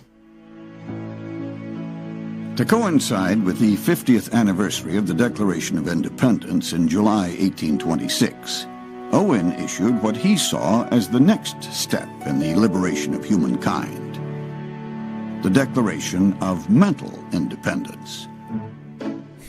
From here forward, he proclaimed, man was free from the trinity of evils responsible for all the world's misery and vice: traditional religion, conventional marriage, and private property. Now, if you guys don't know the tropes, they don't just go away, now do they? Do you remember when Patrisse Cullors said she was a trained Marxist, and people started going on the BLM website and it started talking about getting away from these type of traditions like religion, marriage, all that stuff, that they want to fundamentally change the homes, the institution of the family and the homes. This is regular, typical Marxist stuff that has always been around and will always be around. So realize that these aren't new ideas, folks. They're old ideas. We could go back further than this. Plato talked about it specifically. But it's always the same thing. It's just new marketing. It's just repackaging. The last of these was key. The quest to do away with private property would animate socialism for the next 150 years. I think that Robert Owen arrived slowly at the conclusion that it was individual property and individual profit that was, in a sense, undermining the opportunities to create a new society. That inequalities in society were created by inequalities in the ownership of property and in the ownership of wealth and profit. Owen couldn't quite bring himself to turn over ownership of his property to the community, but people did get to live there for free. All goods were distributed at the village store. It was not the most efficient system. One New Harmony member named Paul Brown wrote that even salads were deposited in the store to be handed out, making 10,000 unnecessary steps and causing them to come to the tables in a wilted, deadened state. And again, this is the problem of socialism, because you're trying to centrally control everything. It is inefficiently produced and provided for because you have too many steps along the way. What free markets do is figure out the best way to get you the product, the freshest way, in the case of food or whatever, because why would someone buy your product if it was bad and ugly and moldy or whatever in the end, right? And then socialism, you have no choice. That is the product. It's there. You have to get it. Or, I mean, you don't have to get it, but you're not going to get anything else close to what is provided for you under a socialistic system. And these are the things that end up necessitating corruption, because then you start getting bribes in order to get people to produce more under the table here or there. You basically are incentivizing people to be more and more corrupt. And of course, they have to hide that. So then you make a criminal class from the police because they're doing things that are actually capitalistic under the table. That doesn't happen in every circumstance, but it happens quite often under socialistic regimes, especially very large ones like the USSR. Before long, many members were losing their enthusiasm for the experiment. In the end, I think one of the problems in New Harmony was that... Yes. Thank you, Sonny Jim, and welcome to the show. If you haven't been here before, I don't recognize your name in the chat, so unless you're somebody I already know with a different name, welcome. Yeah, Shelley, free markets allow for that flexibility. So let's keep going. It was a big group. Actually, we're another 30 minutes in, so that means I'm going to remind you to like, share, subscribe, all that stuff. There is an entropy. If you wish to send me a super chat, you can do it over there, and also a subscribe star if you wish to donate that way. Let's keep going. Group of idealists in one place, in a very isolated place. They spent a lot of time thinking about the ideal of the perfect community. Ultimately, you had a lot of thinkers and not enough doers. The work simply didn't get done. Before long, industries that had thrived under George Rapp's followers were either sputtering or out of business altogether. After 2 years, several reorganizations, and 7 different constitutions, Owen's great experiment collapsed. So, Matt, you say central planning doesn't work. I would agree, central planning doesn't work. But, you know, I think in the military way, there is always a central plan, but you have to diffuse and disseminate it. It's better if the community builds a plan from the bottom up than one singular leader from the top down, or a cluster of people like an oligarchy or a technocracy or a plutocracy. As far as decentralized systems, they absolutely work. It is incumbent upon the people to be moral, though. That is, in the end, the issue, requiring people to have morality.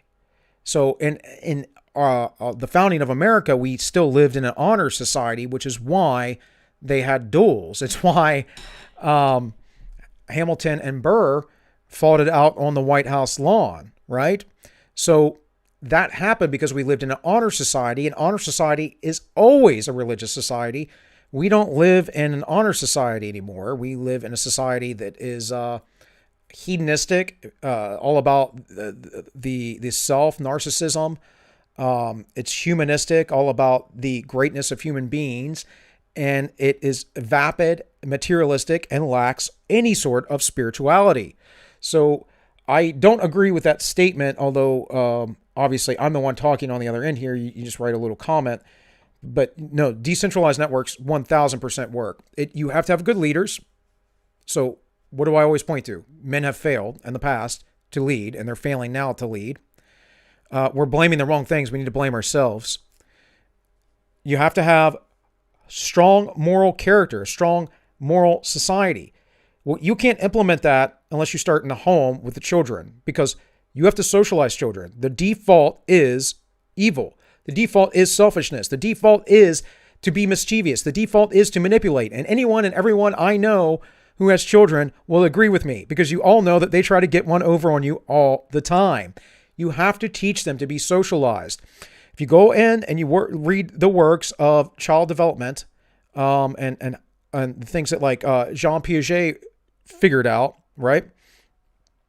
You'll see that the development of morality into a child must be instilled by about the age of 4 or 5, and if not, they will never, ever, ever be socialized.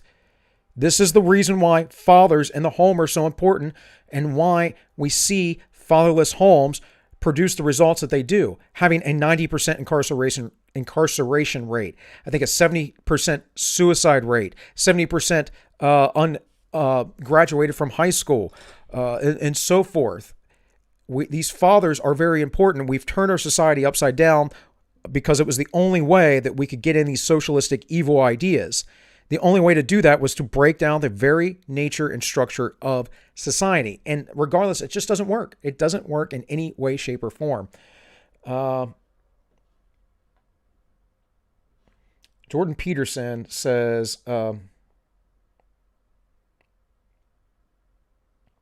yeah, Matt, society doesn't fear God anymore. Exactly. Jordan Peterson says morality points to culture, and then in turn, ability to trade with each other causes, because we can agree how each other will behave. I mean, simplistically, yes, Shelley. Basically, what happens is we're all tribal. This is our default, right? We are raised by people around us, so those are the people that we trust. We have to rely on each other for our survival, so we trust those people. And then outsiders come, and it's like, whoa, who are they? Can we trust them? We all feel this. We all experience this as little children. Most little children don't go up and just talk to all kinds of strangers right away. Now, they get socialized to do that, but most little children are kind of weary, especially very young, the ones that can't communicate yet, kind of weary of strangers quite often. Depends on the kind of family that you grow up in as well, how loving it is and other stuff like that. But so you have that, and then you meet outsiders, and either you immediately have war because you fear the outsider, or you run away, the fight or flight, or you commence trade. And as you commence trade, then you commence alliances. And as alliances build, then your society gets bigger and bigger, and it begins to scale up. The issue I have with Jordan Peterson's conceptions of reality always go back to he wants to make it a purely scientific pursuit. I don't think that it is such a thing, because he's presenting it as an evolutionary thing. I see it as an ingrained programming that is within us, and that is the ingrained programming that is within us is to be selfish. Right? That's the hardware. The hardware is to be selfish. And the software of the environment, of the social structure, that creates the necessity of trade, which creates, of course, eventually wealth and all the other things. But that it's not some evolutionary thing that developed in animals, and later on, over time, human beings have ingrained because we have similar nervous systems, or biophysiological aspects that are the same, chemicals that are the same. I would explain it in a better way in saying that God created all these other creatures before human beings, and then set human beings at the end as the pinnacle, because you could think of it almost like me writing this book right now. I'm writing handwriting all kinds of notes and stuff and conversations that I'm having between characters in the book and all that. But it's me working it out. It's a bunch of blueprints. It's not the novel. It's not the manuscript that will eventually be a book. It's not put together or organized well. And I kind of almost think like God created everything in a certain order, right? According to the Bible, according to Darwinism as well.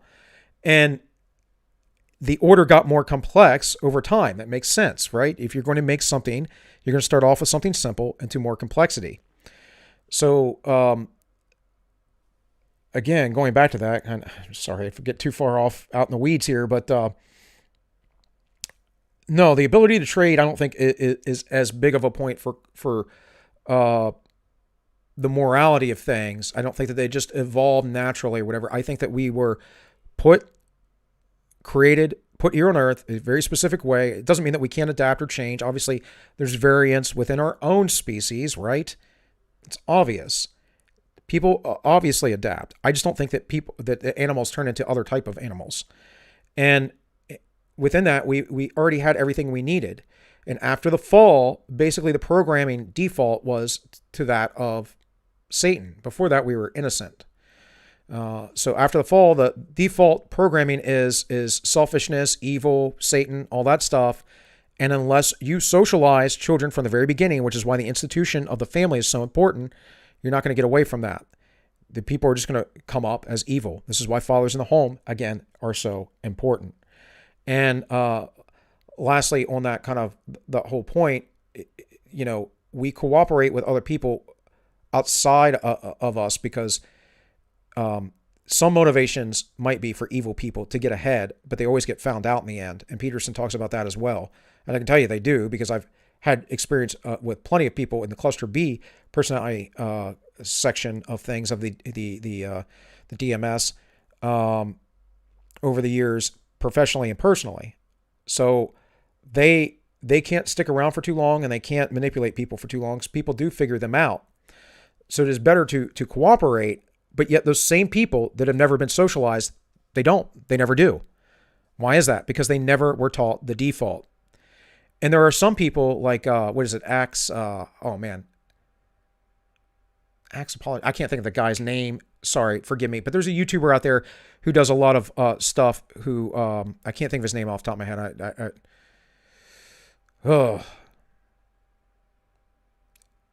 It's Axe something apologetic. Some of you in the chat probably know. But anyways, the gentleman grew up. He basically has no emotions. He's a psychopath, but he found God.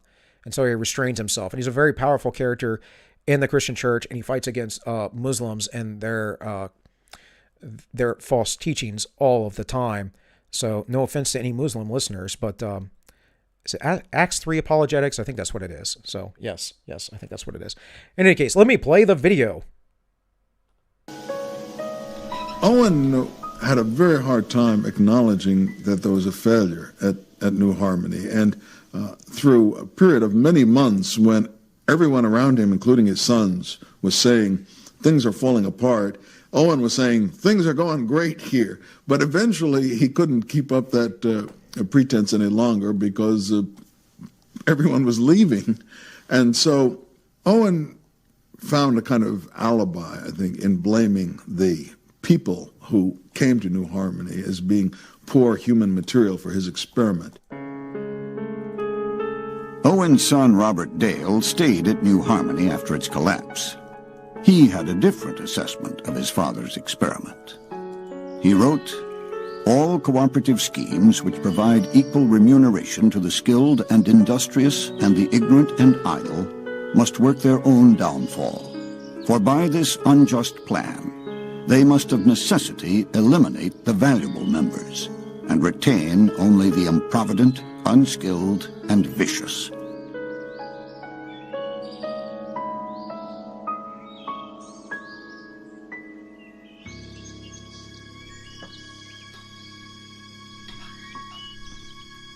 Despite the failure of New Harmony and other early attempts to put socialism into practice, the idea continued to generate great excitement. Soon, two philosophers would take utopian hope and turn it into faith. by arguing that socialism was not only desirable, it was inevitable.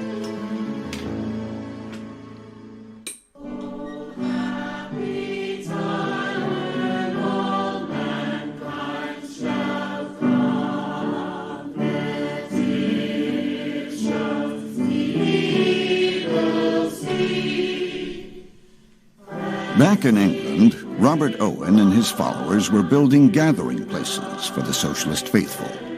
They called them halls of science. Each week, thousands of adherents of Owen's new moral world flocked there seeking inspiration.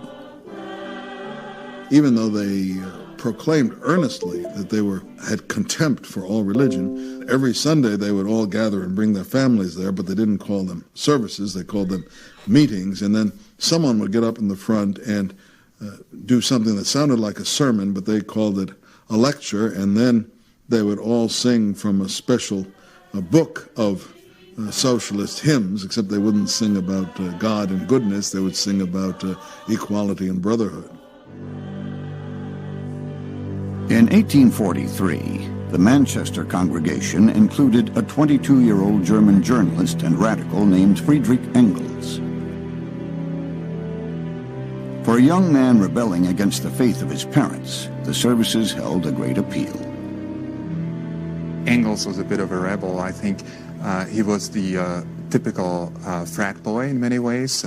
He was very interested in the military. He was interested in sports. He loved pubs. He loved women. But he was also an intellectual. He was, in many ways, the kind of person you would immediately recognize as a leader and as somebody people would congregate around. Back in Germany, Engels had fallen in with a radical crowd, and his father was desperate to get him away from the bad influence of his friends. His father gets this idea that he should send Fred off to England, to Manchester, where the family business had a branch, and much to his relief, Fred agrees.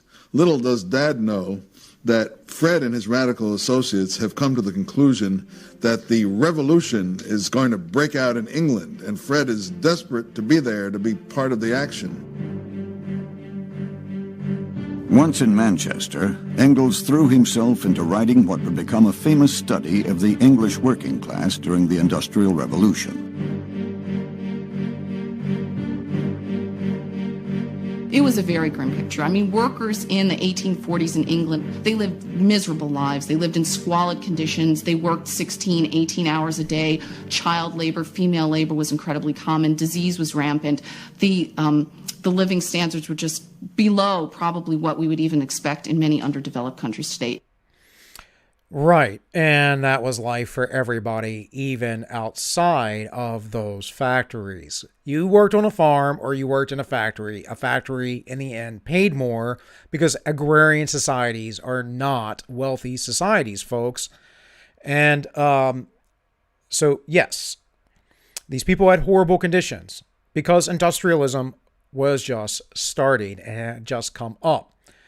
The socialist, though, created more problems than necessary because they came in and they would, unionize and beat up people that would come to work and not unionize. And then they would get into battles with like private security groups like the Pinkertons because, well, they didn't believe in the right for the owner of the property or the factory to run the factory as they saw fit. This was about mob rule coming in and saying, no, we not only have a right to work in your factory, but we have a right to tell you how it will be run, how we are going to be treated, how many hours we are going to work, and how much you're going to pay us. Now, to me, you have no rights to any of those things, but you do have the ability to come in, talk to your employer, and negotiate. So this is the left-wing mentality. You will do as I say, and I will get everything that I want in my narcissistic, evil beliefs, or you shall pay. And that's exactly what happened. And now the narrative is well, the conditions were horrible. Yeah, they were horrible everywhere, folks. Every freaking where. Did you know that many a times our founding father, I can't remember who it was. I think was it John Jay? I can't remember. But him and Ben Franklin, I think, had to actually share a bed in a hotel back in the day. As they were traveling, they had to share the same bed. This was rather common because for these folks who were rather well known, rather affluent back in those days, they didn't have separate rooms and separate beds like we have today in hotels, motels, and they had to share a bed. These things happen rather frequently. I was watching some video the other day. I think Reason put it out. John Stossel put it out. About ideas like this in the, what was it?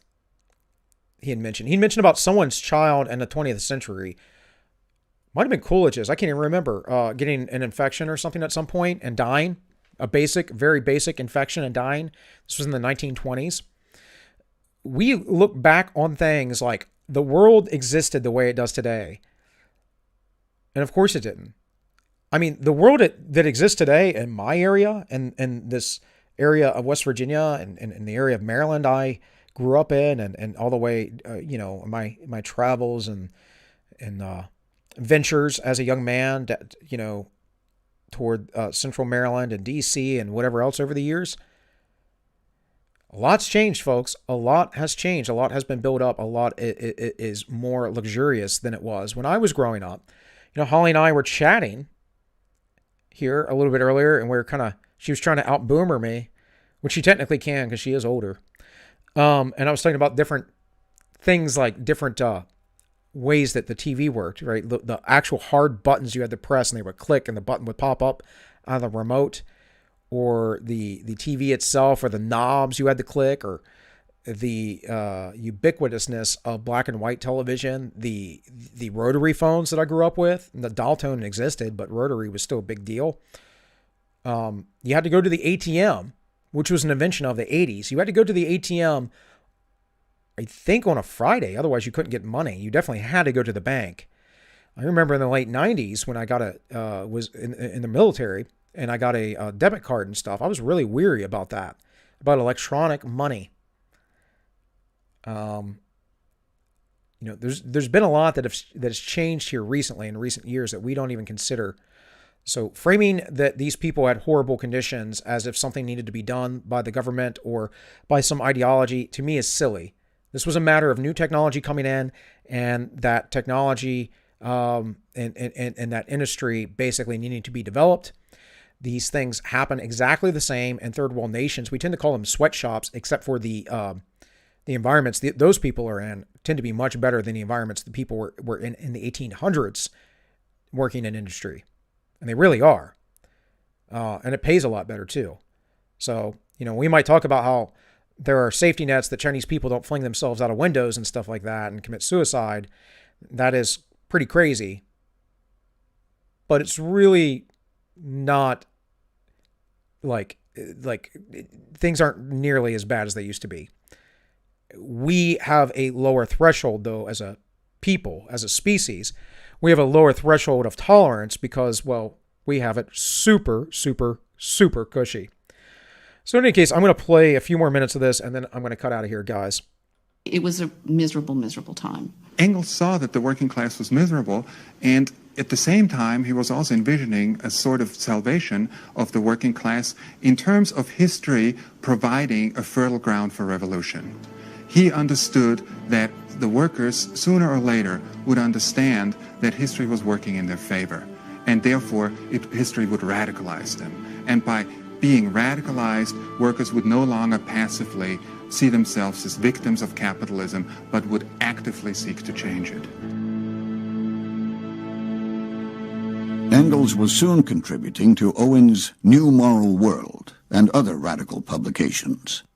Among them was a newspaper edited by a man who had once been part of young Fred's circle of college radicals back in Germany, the 25-year-old Karl Marx. Marx, starting very young, was very charismatic.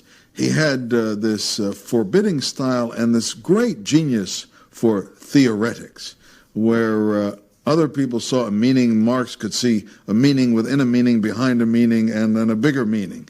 And his colleagues would just look at him awestruck and say, this is our great genius who can figure it all out. By the way, folks, that is the same stuff that the left today complains about, I don't know, how Jordan Peterson conducts himself and his lectures.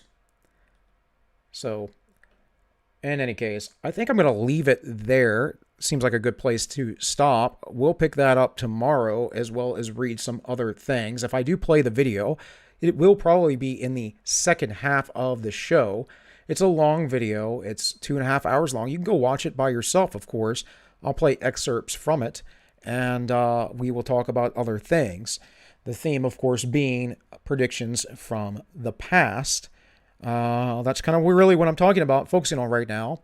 I kind of feel like I want to bring up some things from Bastiat and a few others that hopefully we'll get to Thursday and Friday. But for now, guys, I appreciate you all watching. Let me check the chat real quick, make sure I'm caught up. And,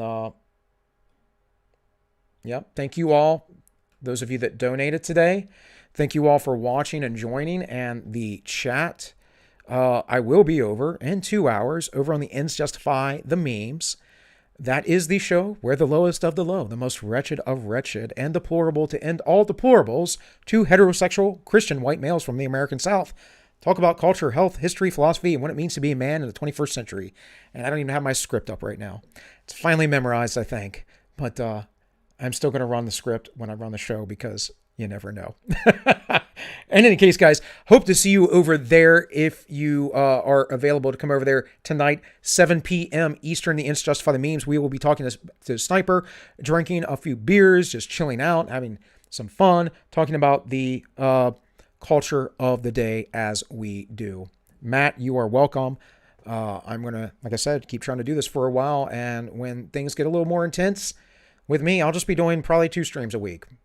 You know, on this channel, and obviously all minus one, probably the two that the second one we're trying to establish. So, in any case, guys, once again, I appreciate it. I'll be here tomorrow at 3 p.m. from 3 to 5 p.m.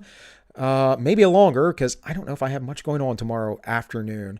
So we'll see how that goes. And with all that, this has been All Minus One. My name is Bill, and I wish you all well.